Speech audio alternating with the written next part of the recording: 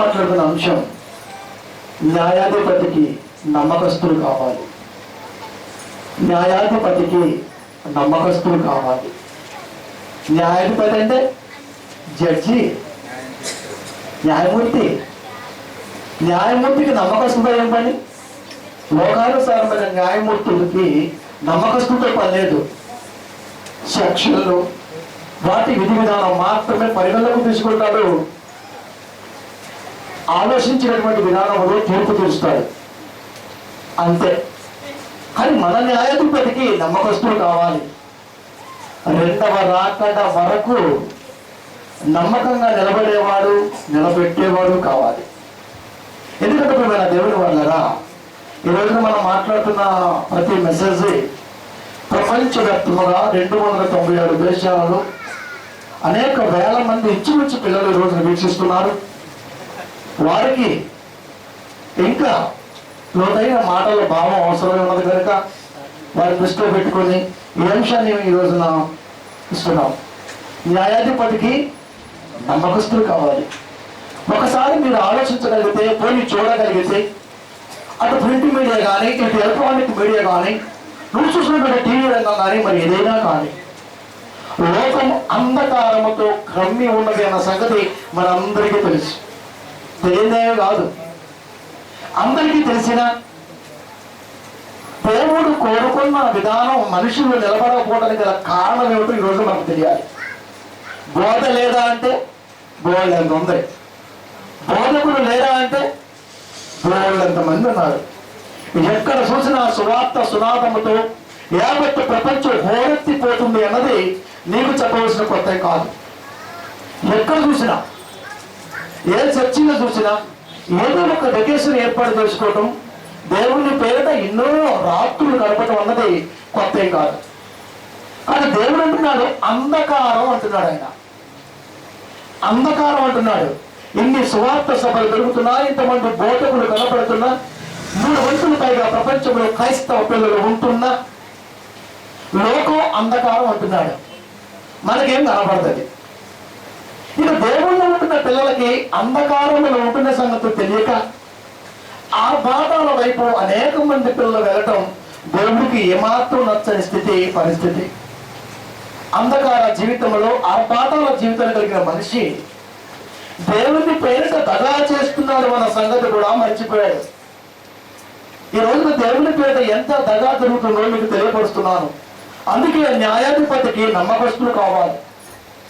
పౌలు గారు తిమోతి గారికి సువార్త అప్పగిస్తున్నప్పుడు ఎవరి పెడితే వాళ్ళకి ఇవ్వద్దు అన్నాడు. ఎవరికి ఇవ్వమన్నాడు?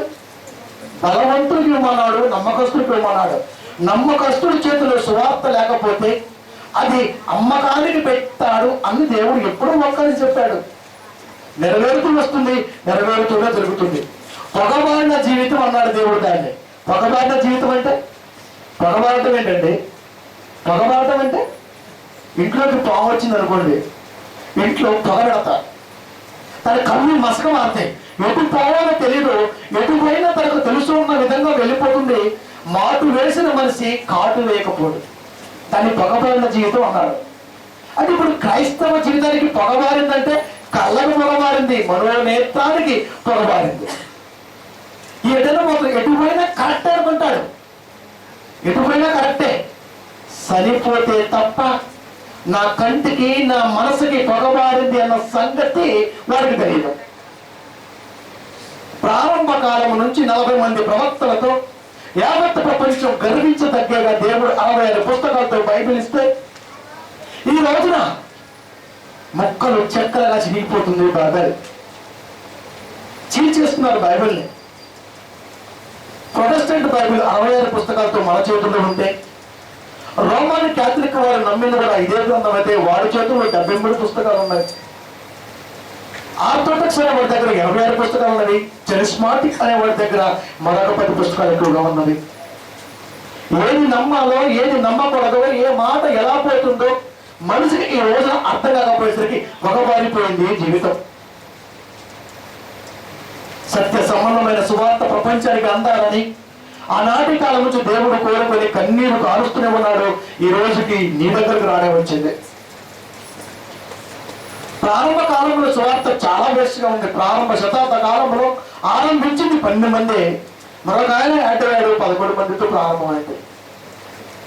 13 మందితో ప్రపంచానికి బైబిల్ వెళ్ళగలిగితే మొదటి శతాబ్దంలో, 21వ శతాబ్దం వచ్చేసరికి ఒక హైదరాబాద్ ప్రాంతంలోనే 15,000 మంది బోధకులు ఉన్నారు. కొదవలేదు సుమా, బోధకు కొదవలేదు, బోధకులకు తక్కువ కాదు, కానీ బోధలోనే మార్పు వచ్చింది. కారణం ఈరోజు నీకు తెలియాలి. అందుకనే దేవుడు ఈ రిఫరెన్స్ నీకు అందించడానికి ముందు ఆయన కోరుకున్న విధానం ఏంటంటే, ఆకాశం నుండి నరులను పరిశీలిస్తున్న దేవుడికి నమ్మకస్తులు కావాలి. ఆకాశం నుండి అనగా తగులుతున్న విధానం నుంచి నువ్వు ఉంటున్న పరిస్థితిని చూస్తే అసలు కనపడవు. అలాంటి కనబడిన స్థితిలో కూడా దేవుడు నువ్వు కనుగొనాలని ఆశ పెడుతున్నాడంటే, కనుగొన్న తర్వాత నువ్వేం చేయాలనుకుంటున్నావు సోదరా? చూడగలిగితే ఆయన ఆత్మనాథం ఈరోజు మీకు అందిస్తాను. కీర్తన గ్రంథం 33వ అధ్యాయం 13వ వచనము. చర్చి అనగానే మామూలు వాతావరణం అనుకున్నాడే కానీ మరొక బ్రతుకుకి ఈ వాతావరణం అవసరం అని కోరుకోలేకపోయాడు, ఆలోచించలేకపోయాడు. చూడండి ఒకసారి, యెహోవా ఆకాశములో నుండి కనిపెట్టుచున్నాడు, ఆయన నరులందరినీ దృష్టించున్నాడు. కనిపెడుతున్నాడు, దృష్టి నిలుపుతున్నాడు, కనిపెడుతున్నాడు, దృష్టి నిలుపుతున్నాడు. దృష్టి నిలపడం అంటే అలా స్టాండర్డ్గా చూడటం. కనిపెడుతున్న దేవుడికి, నరులను చూస్తున్న దేవుడికి దృష్టి నిలిపి మరీ చూస్తున్నాడు. ఆయా కాలంలో ఆయా మహానుభావులు కనబడ్డారు. వారి వారి పనుల్లో వారి వారి కాలంలో సేవ చేసి సేవకు సహంగారంగా ఉండి ఈ లోకం నుంచి వెళ్ళిపోయారు. 21వ శతాబ్దంలో 2015వ సంవత్సరంలో ఈ రోజున ఈ మాట నీకొచ్చింది సోదరా. ఈ రోజు నీ మాట నీకు వచ్చింది. యెహోవా ఆకాశము నుండి కనిపెట్టుచున్నాడు. అంత అవసరం లేదు, న్యాయ నిర్ణేత అధికారికి అంత అవసరం లేదు. తప్పు చేసినా ఒప్పు చేసినా ఆయుష్ కాలంలో నీకున్నది కనుక నువ్వు చేయొచ్చు, అంత అవసరం లేదు. కానీ దాని వెనకాల దాగి ఉన్నదే మహోన్నతమైన ప్రేమ అన్నాడు దేవుడు. రాజస్థాన్ అంటే ఎంత ప్రేమ నరుడి పట్ల, మన పట్ల ఎంత ప్రేమ ఉన్నారు ఆయనకి. ఇంత ప్రేమ ఎందుకు ఉన్నదో నీకు ఒక్కసారి అర్థం అవ్వాలి. ఎందుకున్నది? అంధకారమైన జీవితం ప్రారంభం నుంచి మాట్లాడాడు దేవుడు, ప్రారంభ కాలం నుంచి మాట్లాడాడు. కనిపెడుతున్నాడు, నరులందరి మీద దృష్టి ఉంచుతున్నాడు. కనిపెట్టి దృష్టి చెప్పవలసిన అవసరత దేవుడికి ఏముంది? ఏముంది అంటే, లోకం ఎలా ఉన్నదో నీకు తెలిస్తే ఆయన ఎందుకు అంత బాధపడుతున్నాడో నీకు అర్థమవుతుంది. లోకం ఎలా ఉన్నది? ఆదికాండానికి వెళ్దాం ఒక్కసారి, అక్కడ నుంచి వద్దాం. ఆదికాండం 1వ అధ్యాయం 2వ వచనం, 2వ లైన్ కొన్ని ఫస్ట్ చదవండి. ఆదికాండం 1వ అధ్యాయం 2వ వచనం.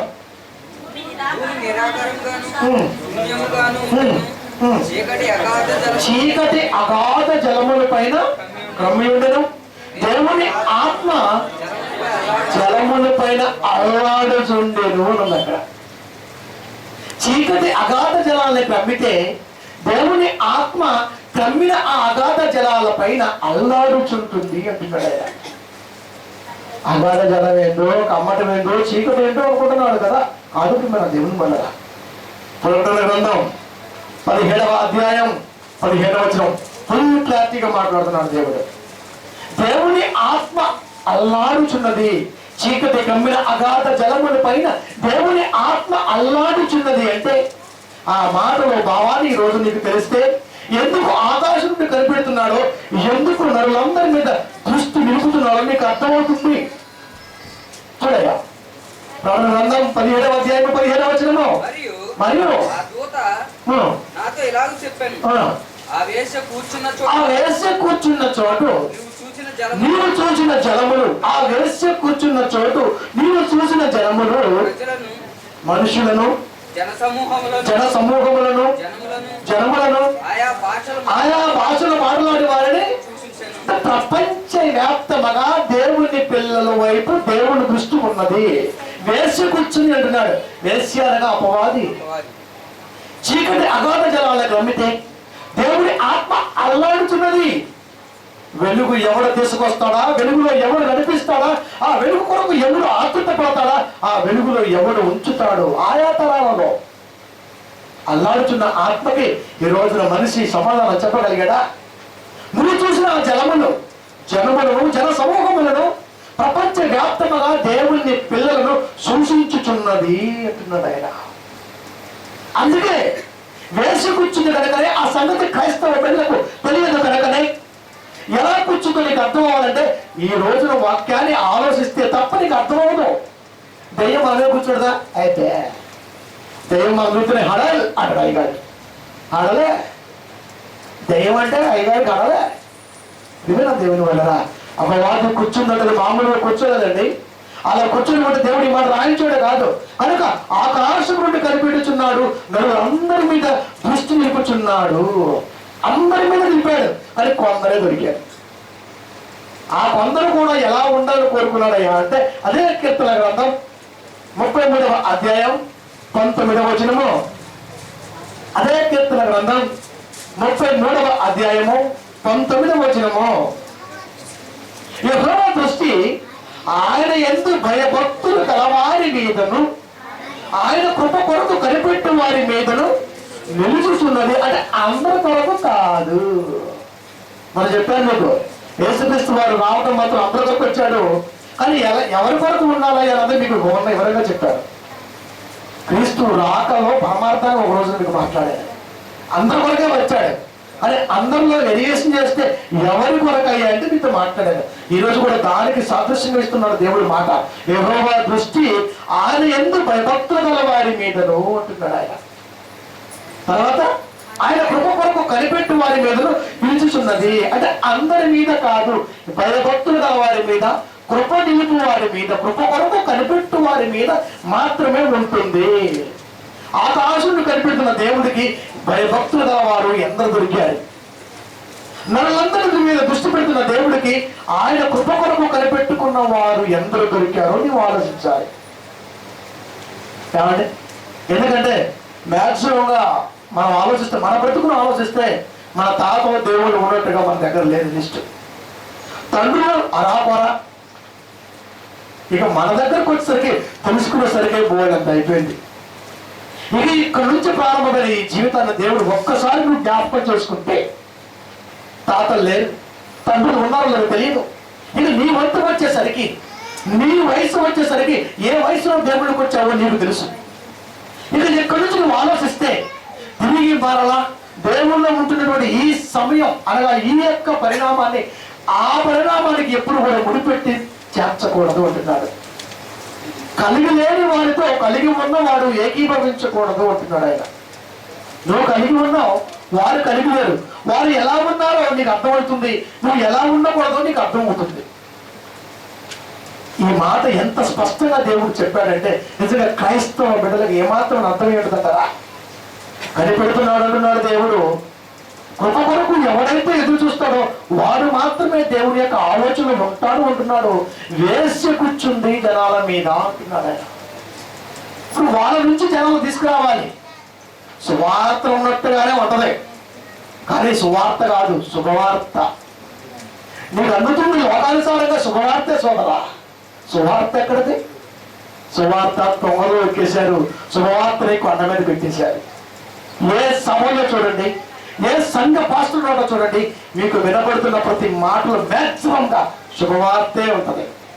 గుడ్ న్యూస్, గాస్పెల్ ఉంటుందన్నా. వెళ్ళి చెప్పే పద్ధతి కనపడట్లేదు, అంతా న్యూసే కనపడుతుంది. అది గుడ్డిగా ఉంటుంది. అలాంటి స్థితి నుంచి నువ్వు బయటికి రాగలిగితే ఎలా ఉంటుందయ్యా నీ బ్రతుకంటే, గలతీయులకు రాసిన పత్రిక 4వ అధ్యాయము 8-9 వచనములు. గలతీయులకు రాసిన పత్రిక అపోస్తలుడైన పౌలు గలతీ సంఘానికి రాస్తున్నాడు. 4వ అధ్యాయము 8వ వచనం. ఆ కాలమందు అయితే మీరు దేవుని ఎరగని వారై నిజమునకు దేవుళ్ళు కాని వారికి దాసులై ఉంటుంది. ఆ కాలమందు అయితే దేవుళ్ళకి రాని సమయాన్ని నువ్వు ఒక్కసారి ఆలోచిస్తే నీ దృష్టిలో అప్పటికే దేవుడైన వాడు ఉన్నాడు, ఆ స్థితిలో నువ్వు ఉన్నావు అంటున్నాడు ఆయన. అంటే నీ దృష్టిలో దేవుడు ఉన్నాడు, ఏదో ఒక దేవుడు అనుకో. భక్తులైతే ఉన్నావు లేక కాదు సుమా. ప్రతి కుటుంబంలో ఏదో ఒక ఆలోచన కలిగి ఉంటారు దేవుడి పట్ల. అది ఎవరైనా కావచ్చు, నిజదేవుడు కావచ్చు, కాకపోవచ్చు. కానీ కుటుంబ వాతావరణం భక్తిలో ఉంటుంది అంటున్నాడు ఆయన. ఆ కాలం అయితే మీరు దేవుణ్ణి ఎరగని వారై నిజమునకు దేవుళ్ళు కాని వారికి దాసులై ఉంటిరి గాని ఇప్పుడు మీరు దేవుని ఎరిగిన వారును మరి విశేషముగా దేవుని చేత ఎరగబడిన వారునై ఉన్నారు. దేవుని ఎరిగారు, దేవుని చేత కూడా తెలుసుకోబడ్డారు. అంటే మీకు దేవుడు తెలుసు, దేవుడు మీకు తెలుసు. ఇప్పుడు ఇదే అంటే మనం దేవుడు నాకు తెలుసండి, దేవుడి గురించి నాకు బాగా తెలుసండి. ఏం తెలుసు మీకు దేవుడి గురించి? ఒక ఎమ్మెల్యే గురించి చెప్పు, ఏం చెప్పలేవు. మంచి అబద్ధం వల్ల ఆ మనుషుల్లోకి వెళ్ళాలంటే మామూలు విషయం కాదు. దేవుడు తెలుసా? ఏమనుకుంటున్నావు? ఒక మనిషి అనుకున్నాడు ఈ రోజున. మనిషి దేవుడు అనగానే ఎమ్మటి 2 తిమోతి 5:2 వెళ్ళిపోతాడు. ఆయనే క్రీస్తు సన్నారుడు అన్నాడు. దేవునికి నరుడు మధ్యవర్తి ఆయన క్రీస్తు సను నరుడు. నరుడు అనగా నరుడు అనుకున్నాడు. ఈ నరుడు కాదరా దేవుడు. ఆత్మరూపిగా ఉన్నవాడు ఈ శరీరాన్ని నీకులాగా ధరించుకొని నీలాంటి మూమెంట్ కలిగి ఈ లోకంలో ఎందుకు బ్రతికాడు నువ్వు ఆలోచించాలి. అదే గుర్తు చేస్తున్నాడు. దేవుడిని ఎరిగిన వారు మరి విశేషంగా దేవుని చేత ఎరగబడిన వాడే ఉన్నారు. దేవుడు మాకు తెలుసు, మేము దేవుడికి తెలుసు. నీకే తెలుసు మా గురించి అన్న పేరు కనబడుతుంది అక్కడ. కనుక బలహీనమైనయు నిష్ప్రయోజనమైన మూలపాటలతో తట్టు మరలా తిరగనేలా. నిజంగా దేవుడు మీకు తెలిస్తే, నిజంగా దేవుడికి నువ్వు తెలిస్తే మూలపాటల తట్టు ఎలా తిరిగావు సోదరి? ఎలా తిరిగావు? దేవుడు నాకు తెలుసు, దేవుడు నీకు తెలుసు. నాకు ఆయన తెలుసు, ఆయన నాకు తెలుసు. అలాంటి సిచ్యువేషన్ ఉన్నప్పుడు బలహీనమైనవి నిష్ప్రయోజనమైనటువంటి మూలపాటకు తట్టు మరలా తిరగనేలా అని మాట్లాడుతూ మునుపటి వలె మరలా వాటికి దాసులై ఉండగోరనేలా. ఇంతకుముందు దేవుడికి దాసులుగా ఉన్నావు. లోకానుసారమైన ప్రవర్తన కలిగినటువంటి వారితో అనగా దేవుని అనుకుంటున్న వారితో నువ్వు దాసుడుగా ఉన్నావు అంటున్నాడు ఆయన. దాసుడు అంటే బానిస. ఇప్పుడు దేవుడు ఎరిగిన తర్వాత కూడా మరలా అలాంటి వాటి దగ్గర ఎందుకున్నావు? రేపు అదే అంశం అంతే. ఫిబ్రవరిలో ఆశ్చర్యపడే సంగతులు చెప్తారండి ఆ రోజున. ఎక్కడి నుంచి నీకిస్తున్నాను, అందుకే మీకు అందరికీ బలహీనమైనవి. ఇప్పుడు బలహీనం అంటే ఏంటి? బలహీనమైనవి ఎక్కడ ఉన్నాయి? నిష్ప్రయోజనం ఎక్కడ ఉన్నాయి? బలహీనమైనవి నిష్ప్రయోజనమైనవి మూల పాటల తట్టు మరలా తిరగనే బైబిల్లోనే ఉన్నవి, స్పష్టంగా రాయబడి ఉన్నది. మునుపటి వల్ల మరలా వాటికి దాసులై ఉండగోరనేలా మరలా కోరుకుంటున్నావు.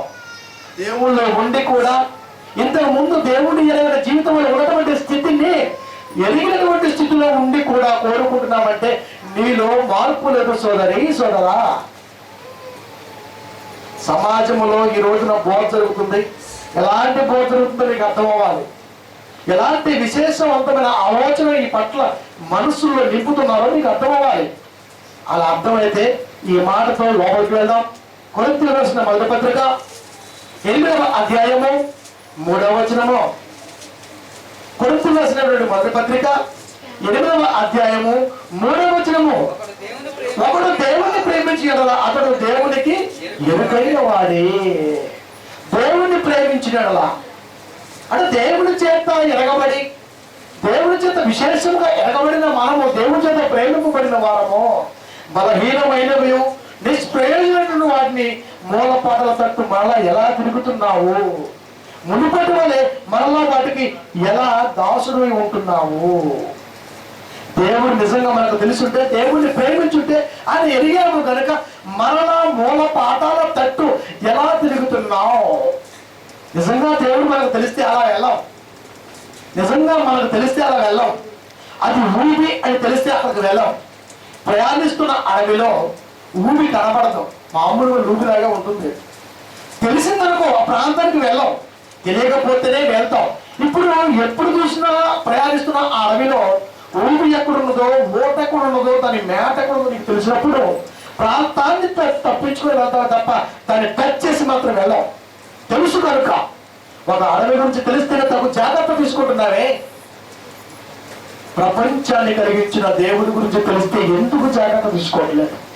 మూలపాడల తట్టు మరలా ఎలా తిరుగుతున్నావు? మూలపాడలు అనగానే మూలపాడాలంటే చెప్పిందే చెప్తాడు అయ్యగారికి, అంతకంటే ఎక్కువ చెప్పడం. సంవత్సరాలు గడిచినా సరే ఒక్కసారి నువ్వు ఆలోచిస్తే మరలా వేసాను ప్రశ్న, మరలా వేస్తున్నాను ప్రశ్న. బాగా వినాలి మరి. ప్రపంచవ్యాప్తంగా కింద కామెంట్ కోసం వెయిట్ చేస్తున్నారు. 40 రోజుల పాటు సినాయి పర్వతం మీద ఉన్న మోషే, రాత్రి బ్రదర్లు డిస్కస్ చేసినదే కదా, మీతోనే చేశారు. సినాయి పర్వతం మీద ఉన్న మోషే 40 పగళ్ళు 40 రాత్రులు బోధ జరిగింది. 10 మాటలే ఇచ్చాడా? 10 కమాండ్మెంట్స్, 10 ఆజ్ఞలే ఇచ్చాడా అని అడిగాడు. ఒకవేళ 10 ఆజ్ఞలు ఇచ్చాడు అంటే యేసుక్రీస్తు వారి యవనస్తులతో మాట్లాడుతూ మత్తయి సువార్త 19:16 నుంచి కిందకు వస్తే ఆ యవనస్తుల గురించి, అయ్యా నిత్య జీవం పొందుతానికి నేను ఏమి చేయాలి, ఏ మంచి కార్యం చేయాలన్నప్పుడు హత్య చేయవద్దు, విచారించవద్దు, దమ్మాల్సి ప్రయోగించవద్దు, ఇవన్నీ చెప్పాడు. మోషేకి ఇచ్చిన 10 ఆజ్ఞలు పర్ఫెక్ట్ గా అనుసరిస్తున్న పిల్లవాడికి మరొకటి లోటంటూ ఉంటుందా సోదరా? ఏసన్నాడు, నువ్వు పరిపూర్ణమగుటకు వెళ్ళి నీ ఆస్తి నమ్మి నన్ను వెంబడించు. మాట 10 ఆజ్ఞలు పాటిస్తున్నా. మరొక మాట యేసు స్వామి చెప్పాడంటే, సినాయి పర్వతం మీద మోషేకి ఇచ్చిన దేవుడు ఏంటి చెప్పాలి. ఇకపోతే రెండవది, చాలాసార్లు పెట్టుకున్న గుర్తుపేరు వస్తుంది, గోవాలంతా సో చెప్పేసుకుంటాం. 6 గంటలు వ్యవధి అనగా 9 గంటలప్పుడు సిలువ పడ్డప్పుడు, తిరిగి 3 గంటలప్పుడు ప్రాణం పోతే 6 గంటల సిలువలో ఉన్న యేసుక్రీస్తు వారు పలికింది కేవలం 7 మాటలేనా? ప్రపంచవ్యాప్తంగా బైబుల్ తెలిసిన ఎవరైనా సరే వీటికి ఆశలు చెప్పాలి రోయ్. ఎందుకంటే ఇప్పుడు మీ గురించి మాట్లాడుతున్నా. న్యాయాధిపతికి నమ్మకస్తులు కావాలి. ఈ 2 ఎన్నోసార్లు మాట్లాడాను, మళ్ళా మాట్లాడుతున్నాను. ఇప్పుడు ఇక్కడికి వస్తాను. ఆన్సర్ తెలిస్తే కింద చేయండి. అందుకు ఎమ్మెల్సీ కింద నాకు మెసేజ్ చేయండి. ఎప్పుడు మీకోసం వెయిట్ చేస్తూ ఉంటాను. ఇకపోతే ఇప్పుడు ఇక్కడికి వద్దాం. గలతీయులకు రాసిన పత్రిక 4వ అధ్యాయం 8-9 విషయాలు మాట్లాడుతున్నాడు. లాస్ట్ మాటలో మూల పాదం తట్టు మరలా తిరగనేలా, మునుపటి వల్ల మరలా వాటికి దాసులై ఉండగోరనేలా. మూల పాడాలంటే సంఘంలో కంటే ఎక్కువగా పోతారు అట్లా కావాలంటే చూడండి. హెబ్రీయులకు రాసిన పత్రిక 6వ అధ్యాయము 1-2 విషయాలు బాగా చూడాలి, మీరు బాగా వినాలి. అందరిలాగా కాదు. కాబట్టి నిర్జీవక్రియలను విడిచి, నిర్జీవక్రియలు అంటాడు. నిర్జీవం అంటే జీవమైన క్రియలు ఎక్కడున్నవి? సంఘాలలో ఉన్నవి. ఏంటి అవి అంటే లెక్కేస్తున్నా చెప్పాడు. మారు మనసు పొందుటయు దేవుని అందరి విశ్వాసమును బాప్తిస్మము కూర్చిన బోధయు హస్త నిక్షేపణయు మృతుల పునరుద్ధానము నిత్యమైన తీర్పు అను పునాది మరలా వేయక క్రీస్తును కూర్చిన మూలోపదేశమును మాని సంపూర్ణమగుటకు మరలా అన్నాడు. అది ఇప్పుడు నీకు అయ్యగారు ఏం చెప్తారు? బాప్తిజం తీసుకో, బాప్తిజం ఎందుకు తీసుకోవడం చెప్పడం, తీసుకో అంటాడు. ఇంతకంటే ఇంకేం చెప్తాడు నీకు? ఇంతకంటే ఏమైనా చెబుతుందా? ఇంతకంటే ఏమైనా ఉందా బోధ? ఇవి కాదు ప్రియమైన దేవుని వారా. క్రీస్తుని కూర్చున్న మూలోపదేశాలను మాను సంపూర్ణ మొదటకు సాగిపోతాం రా అన్నాడు ఆయన. బైబిల్ నీ సొత్తు కాదు రోయ్. దేవుడిని అడిగితే మహాజ్ఞానాన్ని ఇస్తానన్న దేవుడి దృష్టి నువ్వు నిలబడగలిగితే నీకు కూడా చెప్తా బైబిల్ రేపు. అందుకే మాట్లాడుతున్నా. క్రీస్తుని కూర్చున్న మూలోపదేశాలు మాని ఇంతకంటే ఏం చెప్తున్నారు? ఇంతకంటే ఏమైనా చెప్తున్నారా? ఇంతకంటే ఏమైనా చెప్తున్నారు? ఇది నిర్జీవక్రియలో ఉన్నాడు. ఒక స్కూల్లో పిల్లవాడు జాయిన్ అయితే సంవత్సరం తర్వాత 2వ క్లాస్కి వాడు వెళ్ళకపోతే ఏమంటావు? ఈ స్కూల్కి దండమమ్మ సూపర్ చదువు నా కొడుకు పాడు అంటావా? అనవు కదా. ప్రారంభ దశలో నువ్వు అన్ని వచ్చులు నేర్పాలి.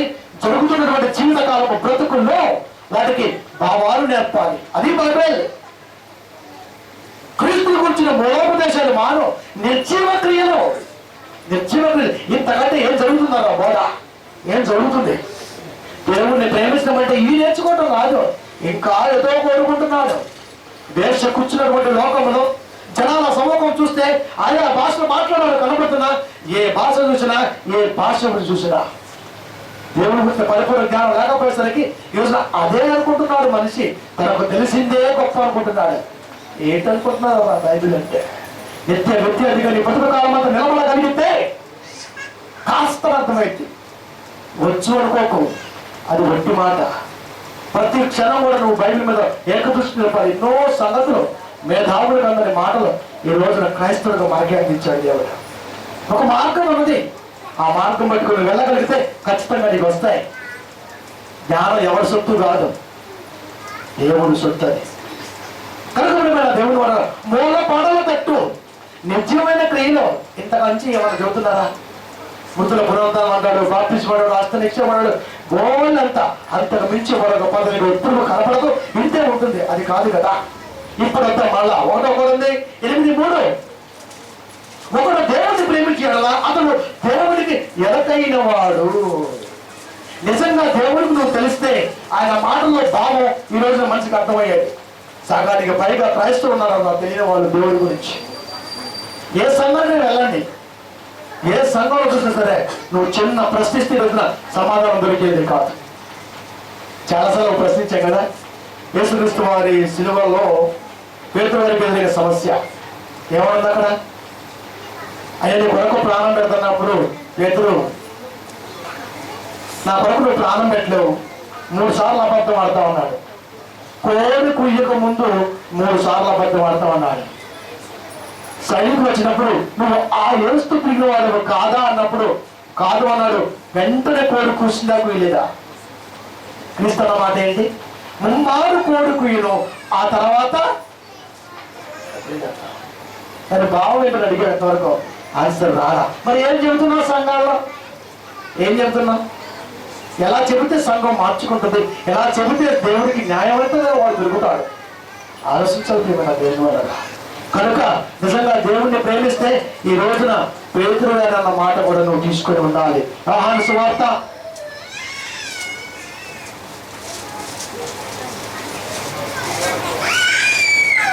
21వ అధ్యాయం 17వ వచనం. నిజంగా దేవుడు తెలుసుకున్న వారికి ఇది చాలా జాగ్రత్తగా ఉండాలి. వారు భోజనం చేసిన తర్వాత యేసు సీమోను పేతురుని చూసి, యోహాను కుమారుడైన సీమోను, నీరందరికంటే నీవు నన్ను ఎక్కువగా ప్రేమించుచున్నావా ప్రశ్న అని అడుగగా అతడు, అవును ప్రభువా, నేను నన్ను ప్రేమించున్నాను, నీవే ఎరుగుతామని ఆయనతో చెప్పాను. నన్ను ప్రేమిస్తున్నావా అని అడిగినప్పుడు అదేంటో అలా అడుగుతావు, నిన్ను ప్రేమిస్తున్నదో నీకు తెలియదా అన్నాడు. అంటే యేసుకు తెలియకుండా అడిగాడా? న్యాయాధిపతికి నమ్మకస్తులు కావాలన్నా యేసుకు తెలుసా తెలియదా? నువ్వు ప్రేమిస్తున్నావో పోషిస్తున్నావో? యేసును ప్రేమించడం అంటే ఈరోజు లేదు. మరి భౌతికంగా లేదు. భౌతికంగా ఉన్నప్పుడే అయిన వారే నెట్టారు పిచ్చివాడు అని. మిగతా వారు సంఘం ఉపదేశకులు ఉన్నారు, చదువులేని పామరుడు అని. ఇలా యేసు మీద ఎన్నో నిందలు. శరీరం ఉన్నప్పుడు పోవలేని నిందలు. శరీరాన్ని విడిచి వెళ్ళిపోయిన తర్వాత వాక్యంగా ఉన్న యేసుక్రీస్తు వారి మీద ఎన్ని నిందలు పట్టలేదంటారు ఈ రోజున. నువ్వు తృణీకరిస్తున్నావు, నింద. వాక్యం తృణీకరిస్తే నింద. వాక్యాన్ని తృణీకరిస్తున్నావా? వాక్యాన్ని ప్రేమిస్తున్నావా? యేసు అంటే చాలా ఇష్టం. మరి మాట అంటే ఎందుకు అంత కష్టం? ఆయన మాట అంటే ఎందుకు అంత కష్టం? భౌతికంగా లేడు కనుక ఆయన అంటే ఇష్టం. ఒక సీఎం అంటే మనకు చాలా ఇష్టం, కానీ ఆయన మాట అంటే ఎవరికి ఇష్టం అవ్వదు. ఎందుకు? మాట అంటే ద పవర్. ప్రపంచములు దేవుని మాట వలన నిర్మాణమైనది. మాటకు అంత పవర్ ఉంది. అంత పవర్ ఉన్న మాట ఎందుకు తీసుకో? ఏదో లోపం ఉంది, ఎంతకాలం మన లోపం ఏంటో. కనుక మన దేవుడిని ప్రేమిస్తున్నామని చెప్పడం కాదు, కానీ దేవుడి మాటను కూడా ప్రేమిస్తున్నామన్న చెప్పగలిగిన వాడే నిజమైన క్రైస్తవుడు. ఆ మాట వాక్యం దేవుడికి స్తోత్రం. అంటే వాక్యాన్ని ధృవీకరిస్తే దేవుడిని ప్రేమించినట్ట. సంఘం ఈ రోజున పాస్టర్ గారికి ఫోన్ చేసి రాసోదరా మాట్లాడుకుందామంటే అందరూ నన్ను ఇద్దరు మాట్లాడలేను అంటాడు. ఎందుకు? పిలుస్తున్నా కదా, ఫోన్ నెంబర్ ఇస్తున్నా కదా, అడ్రస్ ఇస్తున్నా కదా, నేనే వస్తా అంటున్నా కదా. ఆ పాస్టర్ గారు పిలిచారు, మరి ఏదో బోధకులకు తెలియని ఆమెన్ భావం. మాకు తెలియదు అయ్యారు అన్నాడు. తెలిస్తే పోస్టులు ఎందుకు ఎత్తాను అయ్యారు అన్నాను. అంతే, ఏడుగురితో మాట్లాడాను, ఏం చేశారంటే వదిలిపెడతామా ఎవరైనా? ఎవరిని కూడా వదలమండి. సువార్తడు ఏమనుకుంటాడరా, ఈ బ్రతుకు ముగిస్తే మరొక బ్రతుకు నాంది. ఆ నాంది ఈరోజు నువ్వు నేర్చుకోవాలి. చర్చికి రావడం అంటే చర్చికి రావడం కాదు, ప్రతి విషయాన్ని కూడా క్షుణ్ణంగా ఆలోచిస్తుంది. ఈ బ్రతుకు అన్యాయం జరగకూడదు. మూలపడాలి. ఎంతకాలం ఉంటాం అని అన్ని తెలుసండి అంటే ఇలాంటివి అంటామని 5 తలాంతులు చూపించాడు నీకు. దేవుడి రోజు మనం ఏం మాట్లాడతాం? దేవుడు అండి సర్వోన్నతుడండి అని అసాధ్యం అంటే ఏముందండి అంటాడు. మరి సాధ్యం చెప్పు అని చెప్పు. మళ్ళా మాట అంటాం, మాట ఈజీగా అడగలం, అని మాట వెనకాల భావాన్ని మాత్రం రోజున ఛేదించలేవు. అదే అంటున్నాడు దేవుడు. అసాధ్యమైంది ఏముందండి అని అంటాం. నిజమే, అలా అంటామని తెలిసే 5 తలాంతులు ఇచ్చాడు. చివరి వాడు చాలా తెలియగలవాడు. ఒక తలాంతుని కప్పెట్టేశాడు.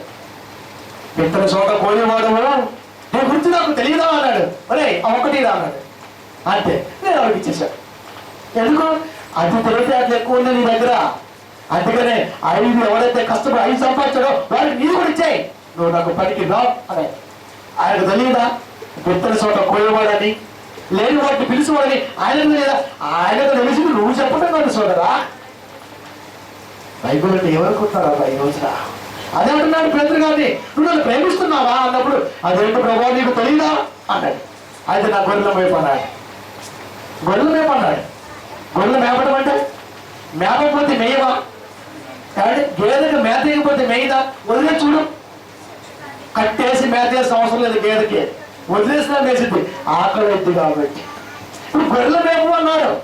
గొర్రెలు మేపితేనే మేస్తాయా? లేకపోతే మేయవా? ఏ మేపటం ఆ మేపటం, గొర్రెల మేపటమే కానీ గొర్రెల కాపరు బాగా మేపుతుంది ఈ రోజున. ఏడ మేపడం తర్వాత పాస్టర్ గారు బాగా మేపుతుంది గొర్రెలు. ఎందుకు? మనిషికి ఒక చెయ్యి ఎత్తే అయ్యగారికి కూర్చొని ఉంది. అయ్యగారు అందరికీ ఏమి ఇస్తారు? చెయ్యి. ఏం చెప్పాలో స్తోత్రం, వాడికి చెప్పాలో స్తోత్రం. ఇక్కడ ఏమన్నాడు? పేదలకు వెళ్ళి నా గొర్రెలు మేపన్నాడు. గొర్రెలు వచ్చి నిన్ను మేపుతా అంతేయా? కానీ ఈరోజు సంఘాల్లో రివర్స్. మరి నమ్మకస్తులు ఏరన్నా దేవుళ్ళో ఏది? గొర్రెలు అనగా ఇందాక చదువుకున్న మనం గ్రంథం 17:17 ఏంటి? వేస కూర్చున్న చోట జలములు అనగా నువ్వు చూస్తున్న జనములు, జన సమూహములు, ఆయా భాషలు మాట్లాడేవారు. ప్రపంచవ్యాప్తంగా బయటకు తిరిగిన పిల్లలు, దేవుని పిల్లలు, వారిని మేపాలి. అందుకే ఈరోజు దేవుడు మనకి ప్రపంచవ్యాప్తంగా మాట్లాడుతున్నాం. మేపట్లేదా చెప్పండి కూడా దేవుడు. మనమే చెప్తున్నాం కదా,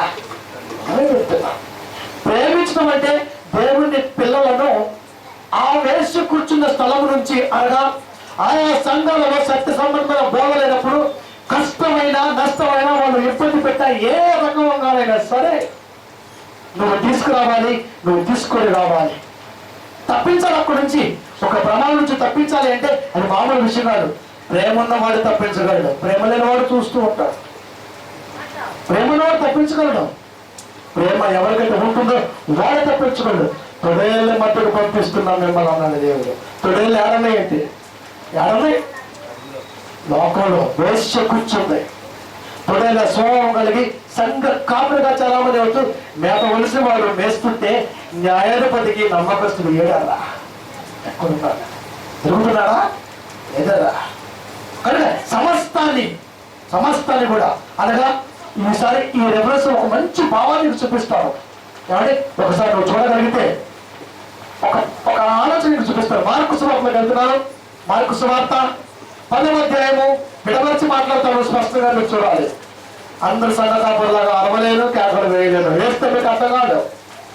మార్కు సువార్త 10వ అధ్యాయము 28, 29 ఎన్నోసార్లు జరుగును. పాస్టర్ గారు కూడా ఎన్నోసార్లు జరుగుతుంటారు మొత్తం. చూడండి, ఇప్పుడు చదువుతా నేను.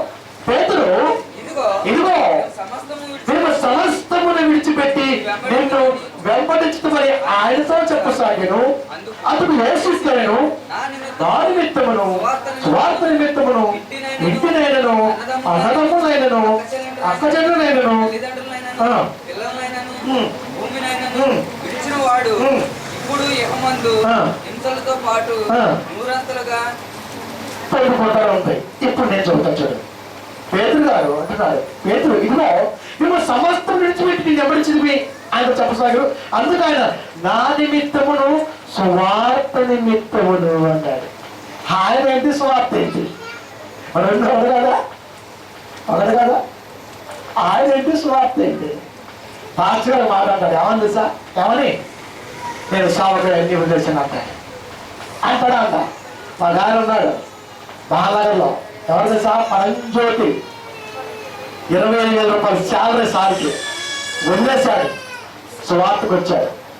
శాలరీ 25,000 రూపాయలు ఉన్నప్పుడు 1,50,000 రూపాయలు అప్పు ఉంది. ఎందుకంటే నాకు చెప్పేది నేను చెబుతున్నా, మరి ఆయన చూస్తాను రోజున 25,000 రూపాయల శాలరీ ఉన్నప్పుడు 1,50,000 అప్పు ఉంది. దేవుడి విషయాలు రాత్రి కూడినప్పుడు నేను ప్రార్థన చేసుకుంటుంటే సేవకు వచ్చాను అన్నాడు.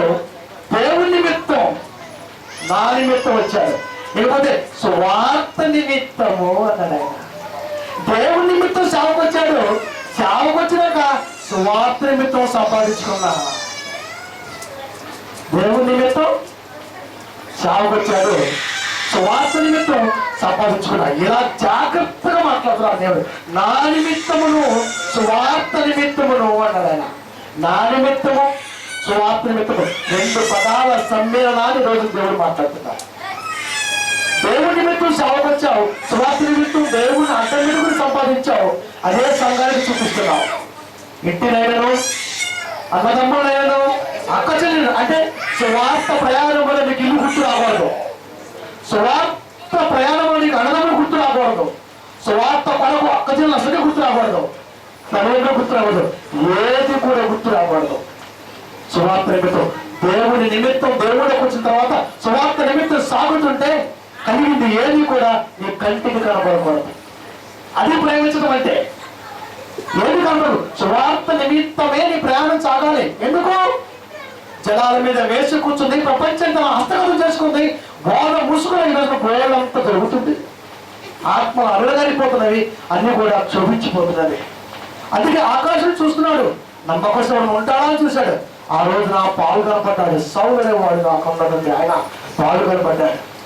ఎన్ని దెబ్బలు తిన్నాడు, ఎంత హింస పొందాడు మీకు చెప్పవలసినాడు. భోజన సార్లు చెప్పాడు.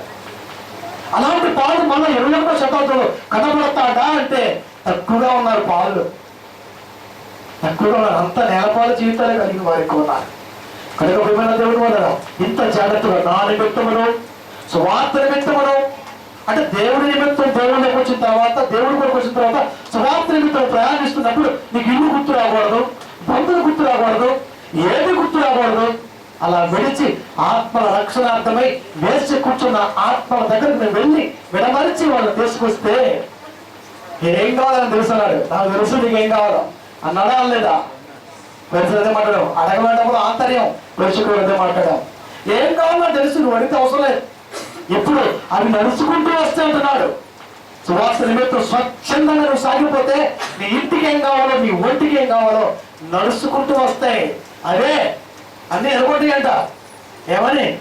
కష్టపడి ప్రకృతి వైపు చూస్తున్నాడు, దేవుడి పిల్లలు చూస్తున్నాడు. ఇప్పుడు మనం ఏం చేద్దాం? సపోర్ట్ చేద్దాం. పద ఏం కావాలో అదే వస్తాయట. నడక నేర్పాడు వాటికి. చూడమ్మా ఎంత మంచి మాట అంటే. రోమిలకు రాసిన పత్రిక లాస్ట్ మాట 8వ అధ్యాయము 28వ వచనము. పాట రెడీగా ఉన్నావు, పాట తీసుకో. రోమిలకు రాసిన పత్రిక 8వ అధ్యాయము 28వ వచనము. దేవుని ప్రేమించు వారికి అనగా ఆయన సంకల్పము చొప్పున వేశ్య కూర్చున్న పిల్లల మీద దాని పెద్దలు సాకుండా సత్య సంబంధమైన సువార్తలో సాగింపజేసే వారికి, దేవుని ప్రేమించే వారికి అనగా ఆయన సంకల్పము చొప్పున పిలువబడిన వారికి మేలు కలుగుటకై సమస్తమును సమకూడి జరుగుతున్నది. సమస్తమును సమకూడి జరుగుతున్నవి. సమస్తం కూడా నీ కొరకే సమకూడుతున్నది. నీకు మేలు చేయాలనుకుంటున్నాడు దేవుడు. ఎందుకు? సువార్త పనులకు వెళ్తున్నావు. యెషయా కుటుంబంలో చిన్నవాడు ఎక్కడో ఉన్నాడు, కొండలో, చెప్పులునే లేవు బాబు మహానుభావుడికి. కానీ యెరూషలేము మహారాజుగా చేశాడు. అది సాధ్యమేనా? సాధ్యమేనా? సాధ్యమేనా అండి? అది అలాంటి స్థితి అనకాపల్లిలో ఒక మాస్టర్ గారికి ఎదురైందండి. చాలా భక్తుకునే కుటుంబం నుంచి వచ్చాడు. గోయంగమాలో ప్రయాణించాడు. సరే బోర్లా పడ్డాడు. ఎందుకు నిలబెట్టుకోలేకపోయాడు. ప్రేమని సమకూడి వచ్చాయి, పిడమర్చి వెళ్ళిపోయాయి. నీకు వద్దులు అనుకునే వెళ్ళిపోయాయి. సమకూడి వస్తే బలం, విడిపోయిపోతే బలహీనం. అలా వెళ్ళిపోయాడు. ఈరోజు లోకానికి అసలు ఆయన ఎవరో కూడా తెలియదు. కేపాలి పట్టుకునే కుటుంబం అండి. ఆ కుటుంబం ఏమైపోయాడు? మా అన్న వెళ్ళిపోయాడు. ఎందుకు? తప్పు జరిగితే ఎవరైనా సరే నేల మరిగిపోవాల్సిందే. ఇప్పుడు నమ్మకస్తులు కావాలి. చాలా మంది చూస్తున్న లోకంలో న్యాయాధిపతికి నమ్మకస్తుగా ఎవరున్నాడంటే వేలమే చెప్పచ్చు, వేలమే లెక్కేసుకోవచ్చు. ఆ వేలను లెక్కేసే వాళ్ళు దేవుడు ఆకాశం చూస్తున్నప్పుడు ఈరోజు నువ్వు కనపడ్డావు ప్రియ సోదరి సోదరుడా. నువ్వు ఆలోచించు. ఇది మాటలు నీకు అంతే. నేను నమ్మకస్తుగా ఉంటాను. ఈ రోజు రాత్రి కోసం నువ్వే వాగ్దానం చేసుకో. న్యాయాధిపతికి నమ్మకస్తులు అంటే మామూలు విషయం కాదు. నువ్వు నమ్మాలి, దేవుడు అని అప్పగించాలి. ప్రార్థనలో నువ్వు గొప్పగా ఉండాలి. నీ ప్రార్థన వినే శక్తి ఆయనలో ఉన్నది. అంత గొప్ప ధన్యత రోజు మనకిచ్చి ఉన్నాడు. సమస్తము సమకూడి నీ కొరకు జరుగుతున్నవి నువ్వు ఎరుగుతూ ఉన్నాడు ఆయన. నువ్వు అడగాల్సిన అవసరం లేదు. నీకేం కావాలి తెలియదా? తలగా ఉంచుతాడు, తోక ఉంచుతాడా ఏంటి? తేడా వస్తే తోక వెళ్ళిపోతాం. కనుక నిజంగా దేవుడి మాటలు చెప్పి సత్య సంబంధమైన సువార్తలు పాలుభాగస్తులు చేసి వాస్తవం అప్పుడు ఉంది. రామ్మ 1కి 2, 2కి 3, 3కి 100 ఆ కుటుంబాన్ని దర్శించి వాస్తవాలు చెప్పి దేవుళ్ళకు తీసుకొచ్చి ధన్యతను మూట కట్టుకుంటే తన తరమ వారికి సేవ చేసినటువంటి ఒక మోషే, ఒక దావీదు, ఒకరోజు నువ్వు ఆయన ఉంటావు. ఈరోజు మనం అదే చేస్తున్నాం. ఉదయం నుంచి సాయంత్రం పని, సాయంత్రం కాకుండా తిరిగి మళ్ళా ప్రయాణం, సువార్త ఇంటింటి ప్రయాణం. ఆ ఇంటి సహోదరి రాకపోయినా వెళ్ళి వాస్తవమైన సంగతులకు రా, నిజం ఇక్కడ ఉంది రా, వాస్తవం విధి అని చెబుతూ వేలు కొలుపుతూ ఈ రోజున బోలెంత సంఘాన్ని సంపాదించారు. వ్యాపారం చేయట్లేదరా, ఆల్రెడీ చేస్తున్నాం బయట. దీని వ్యాపారంగా నేను ఎప్పటికీ మనసలేను.